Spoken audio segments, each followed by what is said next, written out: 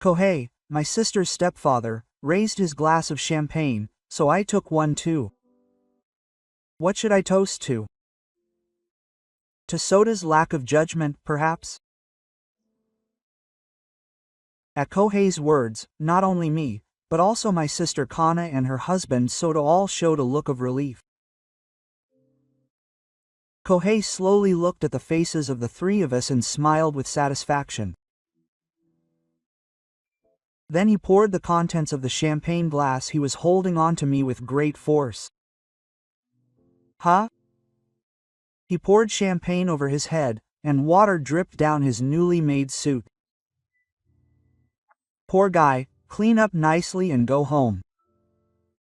Hannah and Soda were still silent, and the only sound in the room was the laughter of my stepmother Emmy. I'm sorry for making you feel bad, big brother. Kana said in the taxi on the way home. Even at a time like this, you're worried about me. How kind of you, even though you're my little sister. Don't worry about me. Let's think of a way to make Kana the happiest. I want to do everything I can as her older brother. I vow to myself. Looking out the window, I began to think about tomorrow's arrangements. The next morning, I went to work and called the bank at 9 o'clock sharp. I asked the person in charge to transfer the call, and I told them the proposal I had been thinking about since the day before. I'm thinking of closing my account. My name is Ohashi Ryoichi.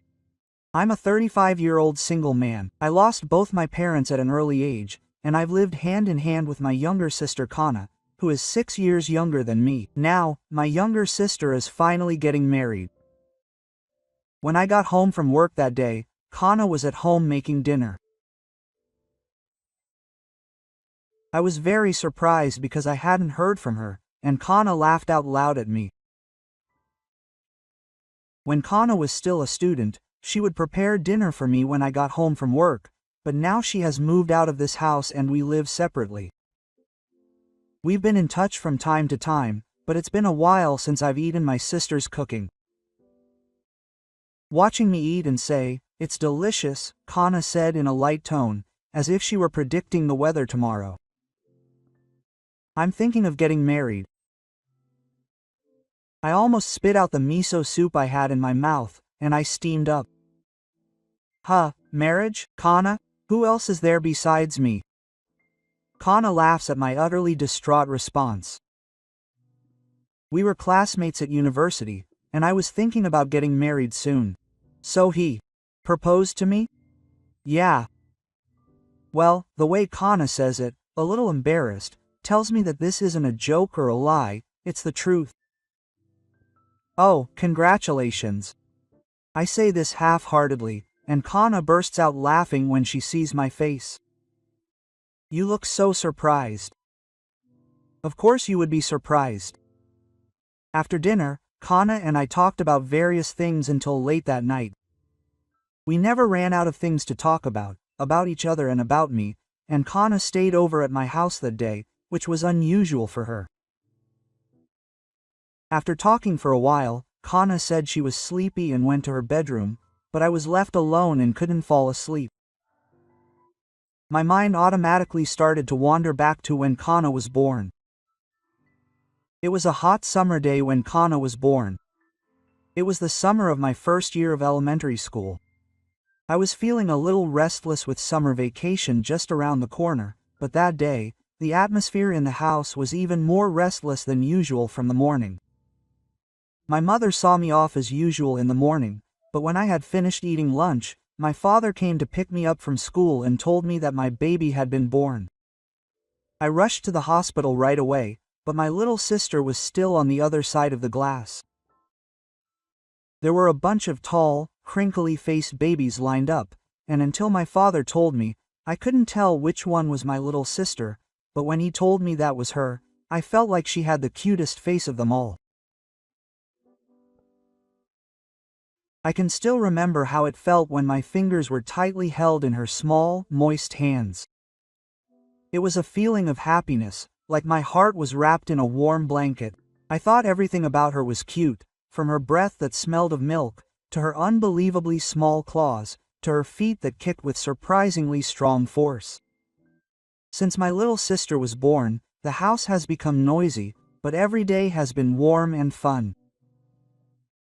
These strange and cute creatures called babies grow up surprisingly quickly, and they have started walking, talking, and breaking my things. When my little sister, who is such a cute little creature, started saying mean things to me, our happy days as a family suddenly came to an end. It was a winter day when I was in the first year of junior high school and had just started elementary school. My parents had been in an accident. It had been raining coldly since the evening. My mother went to the station to pick up my father, who had forgotten his umbrella, leaving us behind as we were doing our homework. The station was about a 5-minute walk from our house. We could hear the sirens of an ambulance, but it took us a while to realize that it was carrying my father and mother. It seemed to have been a traffic accident involving a car that had slipped in the rain. We were later told that it had happened so quickly that there was no time to feel the pain, but as my brother and sister who had lost both of our parents at the same time, it didn't really register. We felt uneasy, as if we had been suddenly thrown into pitch darkness. From that day on, we had no choice but to survive as siblings. Even though we were just the two of us, we couldn't survive on our own as minors, so we were taken in by relatives. I spent 3 years in that house until I graduated from junior high school, and then started living with my sister when I entered high school. While I was in high school, I worked part-time at a small company in the neighborhood, and upon graduating, I became an employee there. The company was a battery manufacturer, but the president had started the business after he was over 50, so at the time it was a small company with only about 10 employees. I will never forget the kindness he showed me when he learned about my family's circumstances and hired me. Not only did he hire me when I was still a child, but he also raised me to be a member of society. I believe that it was thanks to the understanding president that I was able to send my sister to university, using my parents' insurance money and the elementary school scholarship system. After we started living together, Kana would make dinner for me when I got home from work. Since Kana had school to study, I tried to do as much housework as possible, but since Kana learned how to cook, I became a bit dependent on her. It must have been difficult to balance school and housework, but Kana was always there to help me when I was tired or when things weren't going well at work. If it weren't for Kana, I don't think I would have been able to work this hard. She must have been spending her days recovering from the loss of our parents. Of course, even now, I want our parents to see us as we are now, but it was Kana who helped me to look forward and live my life. My little sister, who I raised like a surrogate parent, is getting married, and she is about to find happiness with the man she has chosen. As an older brother, there is nothing that makes me happier. According to Kana the day before, she wanted me to come to a dinner party to introduce myself to her husband's parents. I didn't think the cheap suit I usually wear would be good, so I wanted to wear a nice suit that I wouldn't normally spend on that day. When I arrived at the restaurant, Kana and the man she was going to marry were there to greet me. The young man, who introduced himself as Sasaki Soda, was extremely nervous and stumbled over his name about 5 times. I was nervous at first too, but when I saw how nervous he was, it started to amuse me, and when he stumbled over it for the 5th time, I couldn't help but burst out laughing. Please don't laugh anymore, big brother. Soda, I've been nervous since this morning. No, I'm sorry. It's hard to say, work, because I couldn't hold it in anymore. Seeing me laughing so hard I was holding my stomach, Soda said, I'm sorry, in a barely audible voice. But it's good that Na's partner is a kind-looking guy, and I was secretly scared of what would happen if someone really tough showed up. When I told him my honest opinion, Soda finally showed a relaxed expression. It's a relief to hear him say that. Soda, who had finally managed to speak normally, said this, and Kana, who was next to him, lowered her eyebrows and laughed. I told you not to be so nervous. But you're an amazing older brother who worked hard since high school and helped Kana go to college. Even Kana said she respected you. Hey, don't say that here. Kana blushed and stopped Soda. She couldn't hide her surprise at the thought of him talking about her like that. Come on, stop it. Today is just a greeting. Don't look at me with such impressed eyes. Seeing Ka clearly embarrassed, Soda smiled kindly this time. I'm sure these two will get along well. I can tell they care about each other. By the way, my dad and mom called. Still a little red in the face, Kana changed the subject. I wonder what's wrong. Can't you get in touch with them? When I asked, Soda bowed his head apologetically. Yes, I'm really sorry to have kept you waiting. I've been trying to contact you for a while now, but I couldn't get through. Well, I don't have any plans, so I'm fine with waiting, but it's worrying when you don't contact me. I'm really sorry you came so early. Let me call you again. As Soda said this, he was about to leave when it started raining. It's the worst. I should have come by car. Soda said there's no parking at the restaurant. The door to the private room in the restaurant suddenly opened and two people who looked like Soda's parents entered. It's Sasaki Kohei and Emi, whose names Soda had mentioned before. Dad. Mom. That's right. What kind of restaurant is this? It was so hard to find that I got all wet. Why did you choose a place like this? Did she look for it for you? Let's see, it's a restaurant we decided on together, but Soda was the first to be asked to choose a restaurant, and he was left feeling even more confused. I'm sorry for choosing such a hard-to-find restaurant.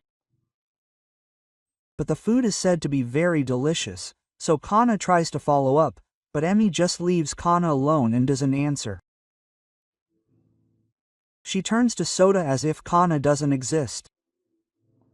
In any case, this kind of restaurant is a no-brainer. If there's a next time, make it somewhere easier to get to. Does next mean the next dinner party? Normally, I would say that, but she said it in a cold way that made me wonder if she was planning to get married again. Kana bows her head to Emi and Kohei without giving up. Thank you for coming despite your busy schedule today. My name is Kana Ohashi. Emi lowered her head and let out a big sigh that Kana could hear, then spoke to Soda again without answering. Soda, that guy caught my eye from a little behind. That's Kana's older brother. I talked to him properly, didn't I? Kana's family lost both parents at an early age, and her older brother was like a foster parent to Kana. Soda himself looked confused by his mother's attitude. After hearing Soda's explanation, Emi muttered, "Ah," with a lack of interest and looked at my book. Where does your older brother work now? I think he got a job right after graduating from high school. He didn't have any other job opportunities, did he? That's right. He got a job at a manufacturer near our house. I couldn't think of a better way to respond to his outrageous malice. It happens to my supervisors all the time. Small companies that can't even make anything great, but still tell me to be brave. I wish they would just go bankrupt. My husband and I are bankers, so I don't want this kid to have any financial troubles. Being poor is tough.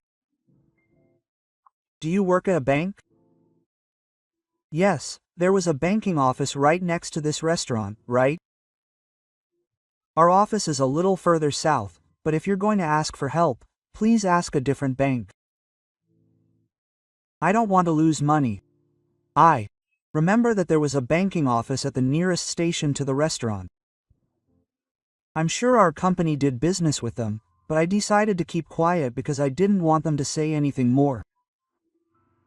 Yes, I'll preface this. Hey, Mom, don't be so rude to your brother. Why are you both so late in the first place? Soda says the most important thing. In the first place, you both came late without even a word of apology. I told you. The store was hard to find and I was lost. Kohei, the father who had been silent for a while, speaks up. But you could have at least given me a call. I called you several times. I came all the way here just for you. What's with that way of speaking? Kohei suddenly speaks up at Soda's words. Soda looks surprised and remains silent. Hey, that's enough. I'm hungry more than that. Can I start eating? I felt like asking who was to blame for the delay in the meal, but I kept quiet. I was more worried about Kana. She was looking down, pale-faced, having been ignored by Emi. When Kohei called out to the waiter, the food was brought out as if they had been waiting for it. In the end, zensai and the appetizers were placed on the table without me even being able to properly greet them. Kana sat next to me, Kohei across from me, and next to him were Emi and Soda. Kohei raised his glass of champagne, so I took mine too. What should I toast to? To Soda's lack of judgment, perhaps. Kohei said that, and I started to bow, but Soda looked back. Kohei slowly looked at the faces of the three of them and smiled in satisfaction. Then he vigorously poured the contents of the champagne glass he was holding onto me, right in front of me. Huh? Water dripped down my suit, which I had just carefully prepared after pouring champagne over my head. Soda was silent, thinking, why don't you just clean up and go home, poor guy? Only Emi's laughter echoed in the room. After taking off the dripping water, I silently took my jacket and walked to the door of the private room. Excuse me. With that, I pulled Kana's hand and left the restaurant. Kana kept her head down and didn't say a word. As we left the restaurant, Soda came running up from behind. I'm sorry. Soda bowed his head vigorously. Soda, I'm so sorry that things turned out like this. Soda's shoulders trembled slightly as he continued to bow his head. I could see tears falling at his feet. Kana, I'm so sorry. Soda, I'll take Kana home for today, so you go home too. I'll leave the rest to you. You should think carefully about what to do about Kanado. At my words, Soda raised his bowed head vigorously. I've already made up my mind. Tears streamed down his cheeks and he looked at me with a strong gaze. I told him in his eyes that I understood and left. Soda kept his head down the whole time until we got into the taxi. The one who was hurt the most today was Canada, and Soda, his biological son, must have been hurt deeply too. I was more angry that these two promising young people had been hurt than what had happened to me. I couldn't leave it like this. For the time being, I called the president to confirm something. The president immediately agreed to my request, and all that was left was to complete the procedures tomorrow. That doesn't mean I can tell Kana how hurt she is. What should I say to Kana, who was sitting next to me, staring out the window in silence? As I searched for words, Kana spoke. I still want to marry Soda. She said it quietly, and I nodded. Soda is a good boy. Has he always been like that? The time until Soda's parents showed up was very enjoyable for me. Seeing Kana's expression, which I don't usually see, and Soda's face as he looked at her lovingly. I really wanted these two to be happy. Yeah, they're timid, but they're serious and kind. Yeah, to be honest, they weren't very keen on introducing me to their parents. But when I actually met them, it all made sense. They're completely different from Soda. What did Soda say about his parents? Apparently, they were the kind of people who would interfere in his relationships since he was a child. Was it because their family didn't have much money or because of their background? I had a general idea, but when I think about it, it makes me wonder why Soda, who grew up with such parents, grew up to be such a kind and good boy. Maybe they're a negative example? Soda said he thought his parents' way of thinking was wrong. He said he wanted to see people's personalities more than their background, and he didn't want to judge others by their financial situation. I can tell that from looking at Soda. He must have been struggling with a lot. Even if he understood that the people who raised him were doing something wrong, it must have been hard for him to accept it. Children are easily influenced by their parents, for better or worse. Still, Soda must have grown up to be someone who can think for himself and care for others like this. It seems simple, but it's actually amazing. Yeah. I guess it was hard for him to tell me that he was worried about his parents because he doesn't have any parents, but that's different for everyone. Sometimes having parents can increase your worries.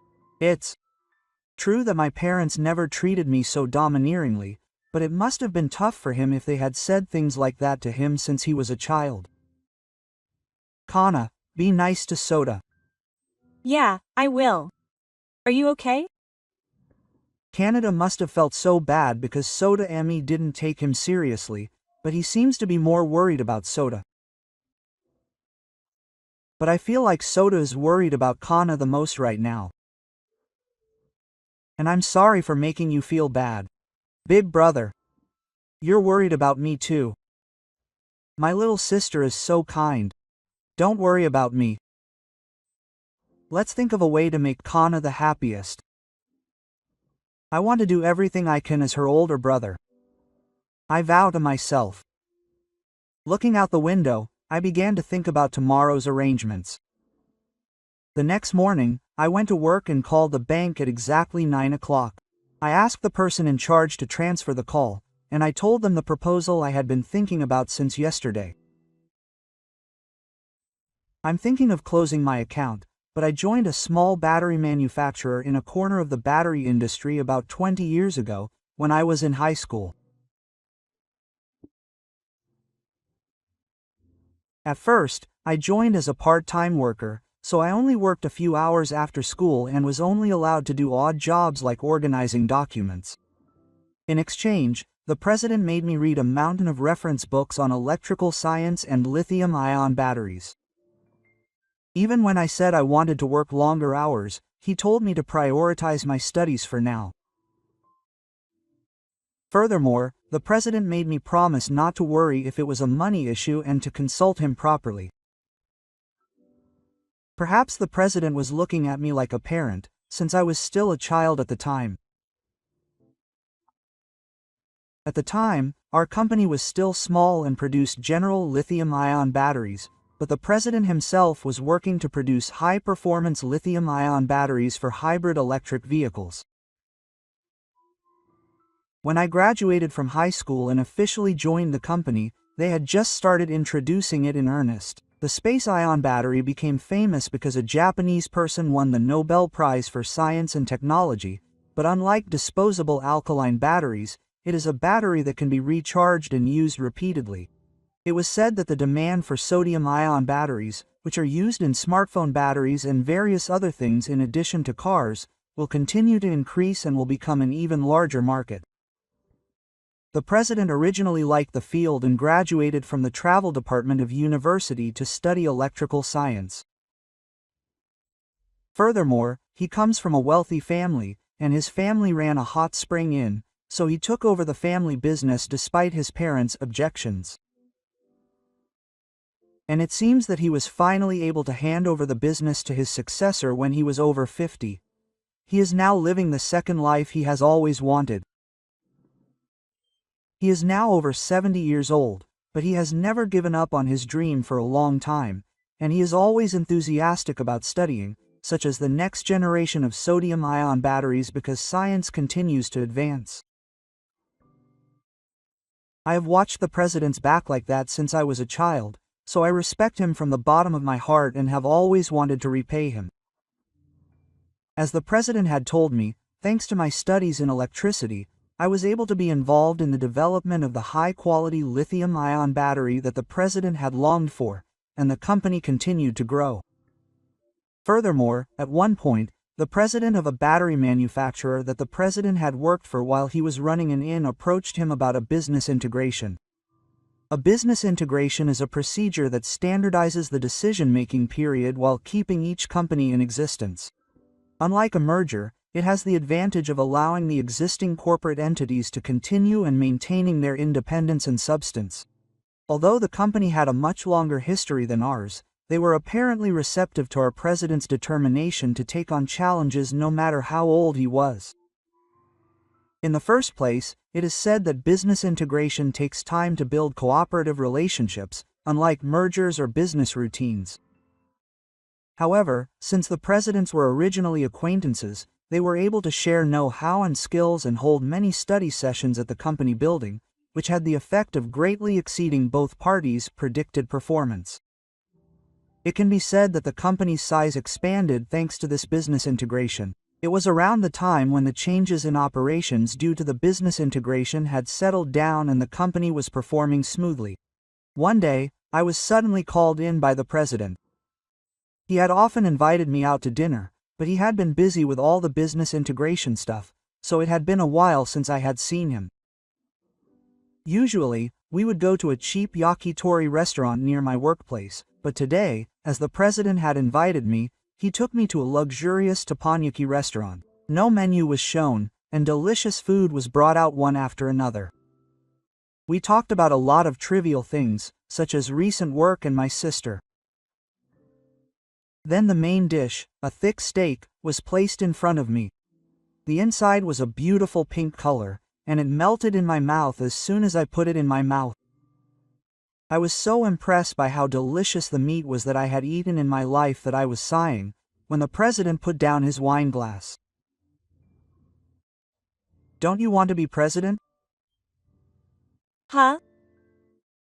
I was so surprised by his words that I accidentally swallowed the bite I had just put in my mouth without savoring it. I still regret what a waste I had made. My son took over the inn, so there is no successor here. And no, but why me? I've been with the company since I was a child, so he's like a son to me. No, it's true that they treated me like a son, but aren't there others like Mr. Toride and Mr. Yamaoka? I hurriedly listed the names of my seniors who had been taking care of me for a long time. There aren't many people from back then. But they're old now, and they're probably the type who want to keep doing research all the time. First of all, I want someone young to do it. You're the youngest among the veterans. Even if you say so, I've been here since I was a teenager, so I'm definitely the youngest. Is that why you're making me do something that the president himself said was troublesome? But I don't know anything about management. The president only gave me a book on batteries. That's it. You didn't know anything about batteries at first, did you? But how about now? Well, I've been working here for 20 years. I was thrown in with new graduate researchers and studied while crying, and the first thing we needed to do to create high-performance lithium-ion batteries was to increase the battery's energy density. Starting with improvements to the positive and negative electrode materials, and then to the electrolyte and cell structure. However, focusing only on that will affect safety and lifespan. There are many accidents in which the positive and negative electrodes of lithium-ion batteries are damaged and catch fire due to overcharging or excessive current. I am working hard every day to find ways to make them safer and more performant. But once I become president, I won't be able to do my job the way I used to. I was just studying how to improve the performance of all solid-state lithium-ion batteries. Are you studying about the environment? I'm working on a re-team, but it's quite difficult. The president, who is a science enthusiast by nature, is apparently dying to go to the lab even though he is busy with his work as president. I respect his attitude of not neglecting his studies even now that he is old. Now, such a president is pushing me to be his successor. That makes me very happy, but at the same time, it makes me anxious. I am not an R&D worker, so I have not been directly involved in R&D, but I have been in the quality control and assurance departments for a long time, so I had to have a good understanding of the products. I think I have studied hard to achieve that.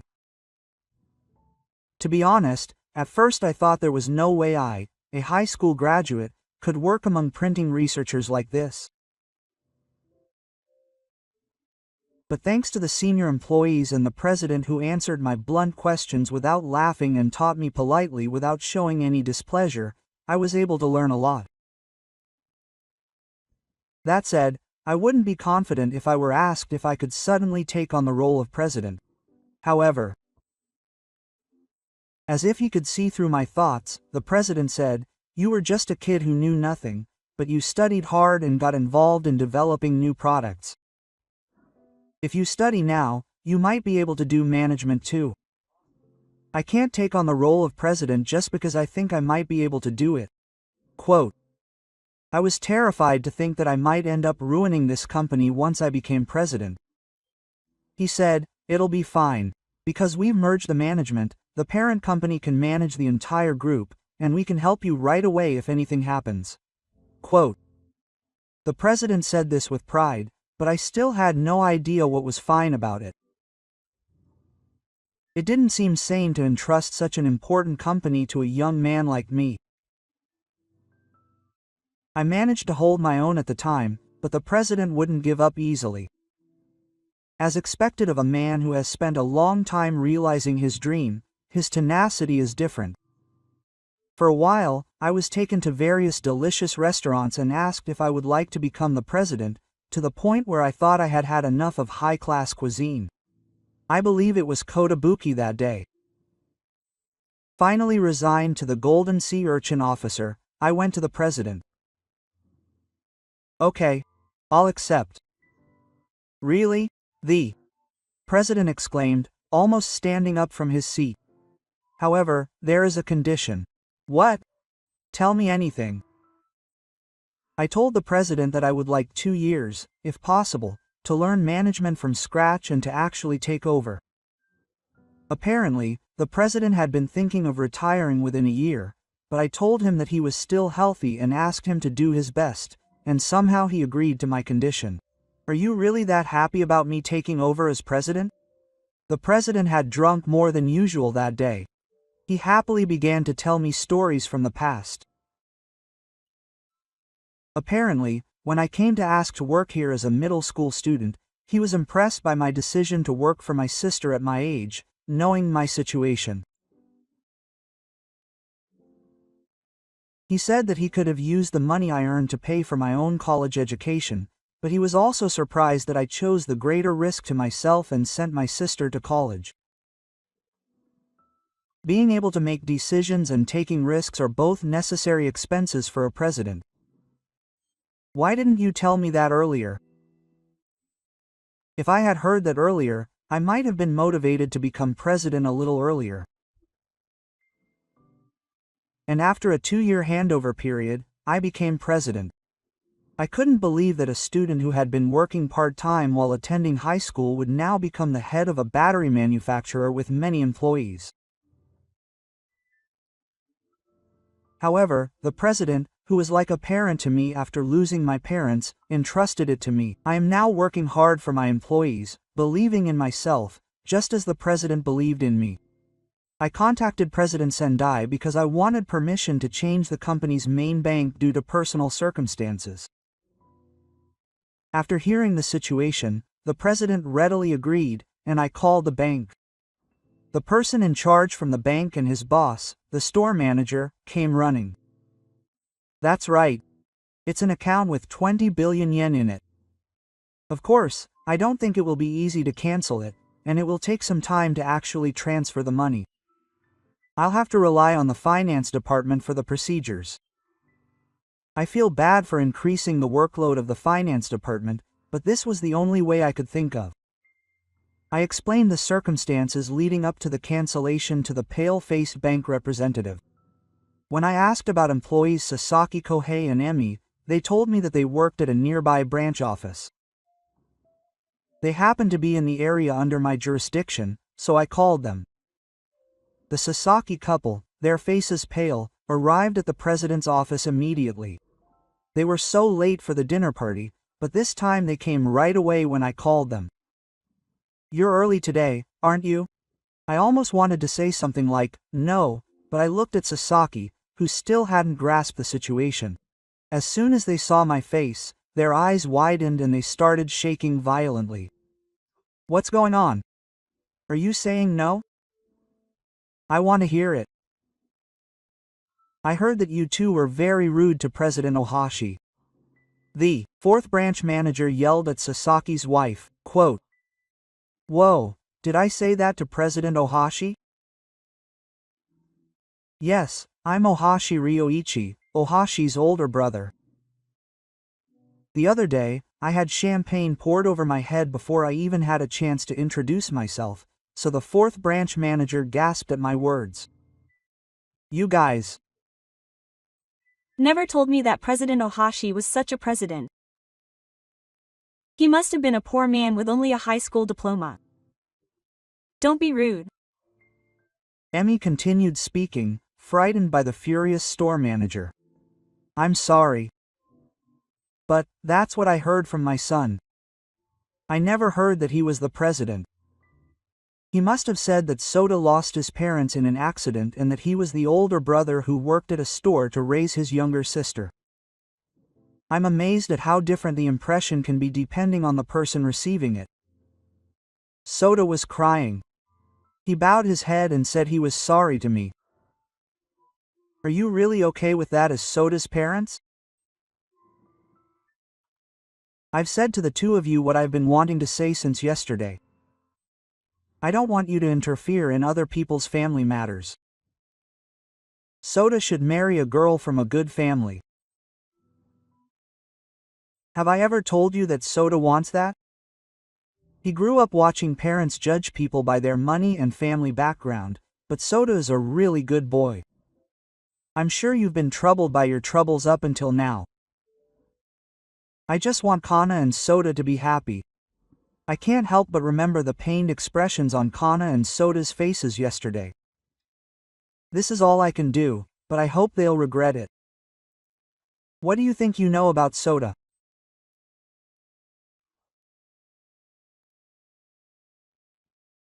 Even though you're the president, you're just the president of a small company that's about to go bankrupt. That's right. The amount in the account probably isn't that much. Right? Manager 4 yelled at Sasaki, who was verbally attacking me. Quote, "Come on, stop it already." President Ohashi said he'd close the 20 billion yen account. 20 billion yen? That's a lie.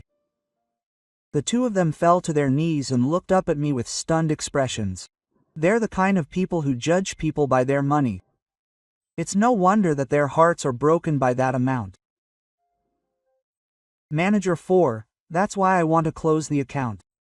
I won't ask for the full amount right away, so could you please take care of the procedures? The store manager must have realized that he couldn't hold me back anymore after seeing Sasaki's rude attitude. He dropped his shoulders in disappointment and said, "I understand." Then he dragged the Sasaki couple, who had lost their balance, away from the scene. Apparently, the Sasaki couple were kicked out of their previous department and transferred to a window-side department after that. They were also given a disciplinary action due to the magnitude of the loss, and I heard through the grapevine that they were being kept at a distance by the people in the car. Apparently, Sota told his parents clearly that he would no longer contact them. Then he refused their 1-year financial support and told them that he was going to marry Kana. Of course, the Sasaki couple objected, but Sota apparently left the house without telling them where he was going. "Hurry up, big brother. Wait, I'm on my way." Today is Kana and Sota's wedding. A photographer is holding his camera against the clear blue sea. It's a small ceremony attended only by a few friends who know about our situation and me, his older brother. Kana's pure white dress stands out beautifully against the blue sky and sea. And there were the two of them smiling happily. A colorful bouquet of red and yellow flew towards the blue sky. The moment I looked away from the dazzling sun, the bouquet fell into my hands. I apologized quietly for the awkwardness of having caught it even though Kana's friend was right next to me. Quote, "Big brother, read the mood." I smiled and drew my head while receiving Kana's harsh retort. I knew I shouldn't have thought of this, but I couldn't help but wish I had shown it to my parents. I wonder what my parents would say if they saw how beautiful and grown-up Kana had become, even though they only knew her as a young 6-year-old. Quote, "You're beautiful." I wish I could have said, "That's great," and laughed with them. Big brother, the sky, the sea, and Kana were all too clear, and I couldn't help but be alone. Kana called out to me as I was immersed in her meddling. Quote, "Thank you." Quote, "For some reason, I could hear my parents' voices overlapping with hers. I couldn't hold it in any longer and lowered my face. I tried not to cry, but tears just kept falling and wouldn't stop. Someone's hand was placed on my back as I couldn't look up.